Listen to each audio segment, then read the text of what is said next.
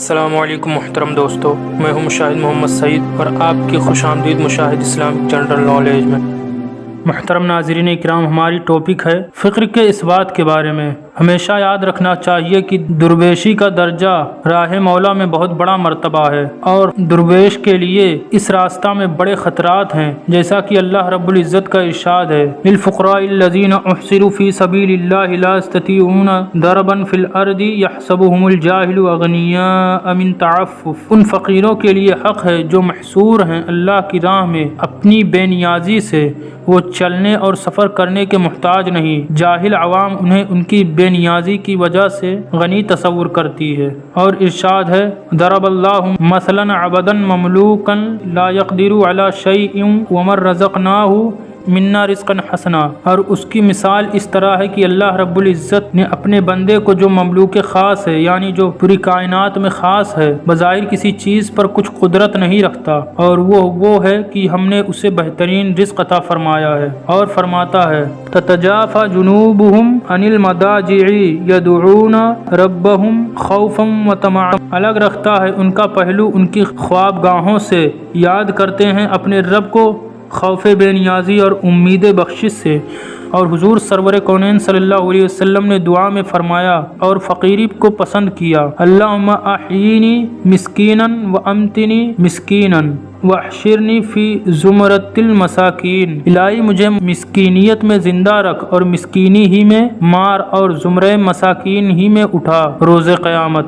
اور اللہ رب العزت بروز محشر فرمائے گا، ادن منی احبائی فیقول الملائکۃ من احباؤک فیقول اللہ عز وجل الفقراء والمساکین۔ میرے قریب لاؤ میرے محبوبوں کو، تو فرشتے عرض کریں گے، الہی وہ محبوب کون سے ہیں؟ تو ارشاد باری ہوگا، وہ فقیر اور مساکین ہیں۔ اور اس کی مثال بہت سی آیات ہیں اور ایسی احادیث جو اپنی شہرت روایت کے ساتھ اس بات سند و دلیل کی محتاج نہیں۔ اور یہ امر تو واضح ہے کہ عہد رسالت مآب صلی اللہ علیہ وسلم میں جو خاص فقراء تھے وہ مہاجرین کرام تھے، جنہوں نے سید اکرم صلی اللہ علیہ وسلم کی اطاعت کے لیے مسجد میں قیام فرمایا اور حق عبودیت ادا کرنے کے لیے گھر بار چھوڑا۔ انہیں اصحاب صفہ کہا جاتا ہے۔ یہ وہی محبوبان خدا ہیں جنہوں نے تمام دنیاوی کاموں سے گریز کیا اور اللہ رب العزت پر توکل کیا، گوشہ نشینی اختیار کی اور اللہ رب العزت کے روزی پانے کے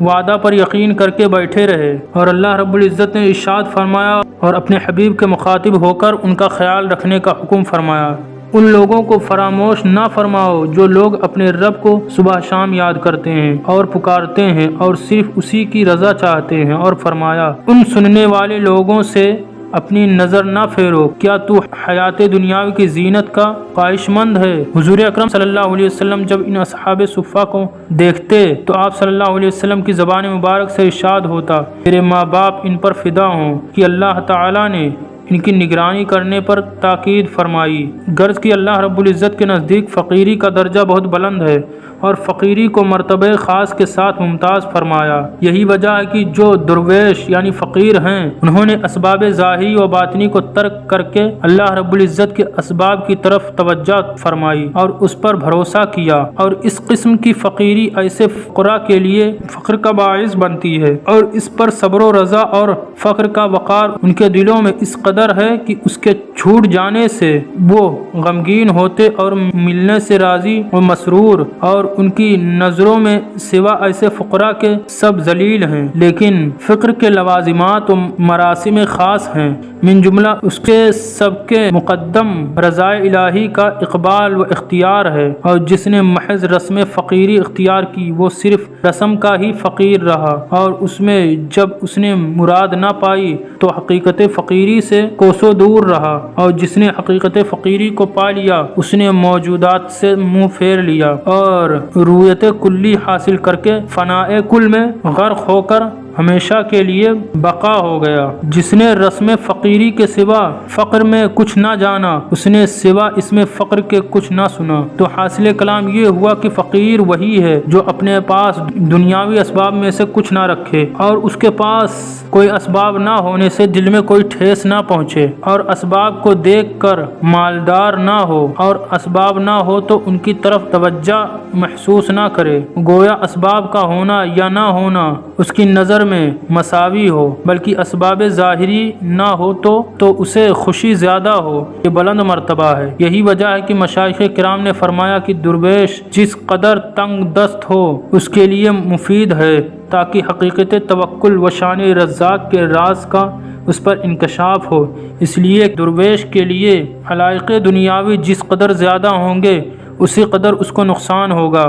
غرض یہ کہ درویش در حقیقت وہی ہے جو ضروریات زندگی کی کسی چیز سے واسطہ نہ رکھے مگر اسی قدر جس قدر کی اس کی ضرورت قوت لا یموت کو کافی ہو۔ غرض کی محبوبان الہی کی زندگی کا محض الطاف خفی اور اسرار بے نیازی کے ساتھ وابستہ رہنا ہی بہتر و افضل ہے۔ لہذا صوفی کو چاہیے کہ اپنے آپ کو اپنے محبوب سے وابستہ رکھے اور دنیا غدار اور بے وفا کے محبت سے آزاد رہے کہ یہ دنیا سرائے فجار و فساق ہے، اور صوفی کا سرمایہ زندگی محبوب حقیقی ہے اور متاع دنیا مناع راہ رضا و صبر ہے۔ حکایت ہے، کہتے ہیں کہ ایک درویش کی ملاقات ایک بادشاہ سے ہوئی۔ بادشاہ نے کہا کچھ مانگیے۔ درویش نے کہا میں اپنے غلاموں سے کوئی حاجت روائی نہیں چاہتا۔ بادشاہ نے کہا یہ کس طرح؟ درویش نے فرمایا میرے 2 غلام ہیں اور دونوں تیرے مالک و صاحب ہیں، ایک دنیا کی لالچ اور دوسرا خواہشات یعنی نہ ختم ہونے والی خواہش۔ اور حضور صلی اللہ علیہ وسلم نے فرمایا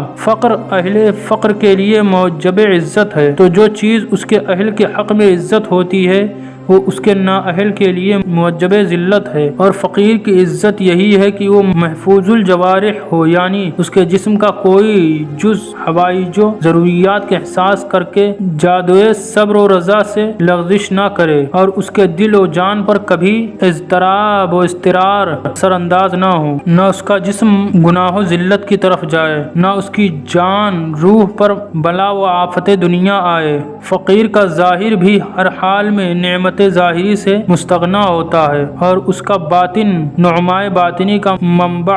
پھر جب اس کا باطن منبع نعمت الہیہ ہو تو اس کا تن روحانی اور دل ربانی ہونا ضروری ہے، اور عوام الناس کو اس سے کوئی تعلق نہیں۔ فقیر صفات ملکی سے متصف ہوتا ہے بشرطے کہ اس کا فقر رسمی نہ ہو، یعنی عوام کے رجوعات اور ریاکاری کے لیے وہ فقیر نہ ہو، بلکہ وہ خالصتاً مخلصتاً وجہ اللہ فقیر ہو۔ تو ایسے فقیر کو دنیاوی مملکت سے بے نیازی حاصل ہوتی ہے، پھر یہ عالم دنیا بلکہ دونوں جہان اس کے فقر کے پلڑے میں ریشہ کے برابر بھی وزن نہیں رکھتے، پھر اس فقیر کا ایک سانس کونین میں نہیں سما سکتا۔ محترم ناظرین کرام، اس ویڈیو میں بس اتنا ہی۔ تب تک کے لیے thanks for watching my videos and almost you watch my all videos. اگر ویڈیو پسند آئی ہو تو لائک ضرور کریں۔ مزید اسلامک ویڈیوز کو پانے کے لیے چینل کو سبسکرائب کریں اور بیل آئیکن پر پریس رکھیں۔ تب تک کے لیے اللہ حافظ، خدا حافظ۔